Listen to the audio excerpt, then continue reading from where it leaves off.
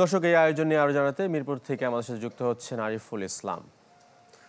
আরিফ, আমরা দর্শকদের জানাচ্ছিলাম আসলে রিপোর্টের মাধ্যমে যে কি কি থাকছে, এখনো শুরু হয়েছে নাকি না এই অনুষ্ঠান। আপনি মিরপুরে আছেন, একটু জানাবেন দর্শকদের।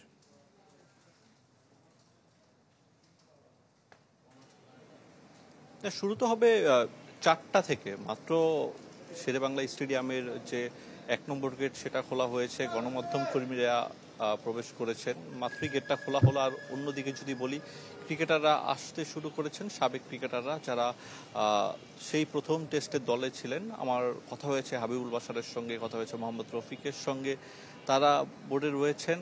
4টা থেকে শুরু হবে, আপনি যেমনটা বলছিলেন এবং আমরা রিপোর্টে যেমনটা শুনছিলাম যে যেই কার্যক্রমগুলো হবে আজকে, যেমন ক্রীড়া উপদেষ্টা থাকবেন, এছাড়া আমিনুল ইসলাম বুলবুল পিসিবির নতুন সভাপতি তিনি থাকবেন, এবং ছোট্ট পরিসরে যদি বলি রজত জয়ন্তী টেস্ট মর্যাদা প্রাপ্তি সেটা বাংলাদেশ ক্রিকেট বোর্ডে পালিত হবে।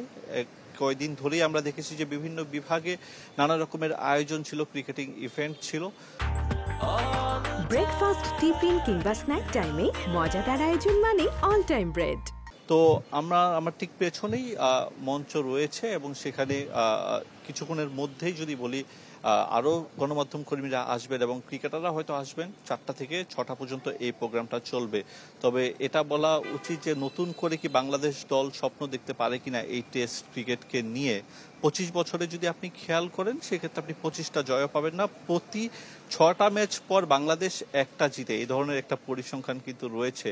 বাংলাদেশ 150র বেশি ম্যাচ খেলেছে, সেখানে এখন পর্যন্ত জয় মাত্র 23টা। আর লঙ্কার বিপক্ষে একটা ম্যাচ খেলছে, সেখানেও বাংলাদেশের অবস্থা যে ভালো তা না। তো সব মিলিয়ে বাংলাদেশ টেস্টকে আরেকটু জাগরণ, নতুনভাবে আসলে কোনো কিছু করা যায় কিনা সেসব নিয়ে নিশ্চয়ই তারা কথা বলবে, নতুন পরিকল্পনা হবে, এবং এই উদযাপনের মধ্য দিয়ে আবারও বাংলাদেশ দল স্বপ্ন দেখতে শুরু করবে। সমর্থকরা নতুন করে আশার দিন গুনবে, হয়তো যে ভালো কিছু হোক এমন প্রত্যাশা তারা করবেন।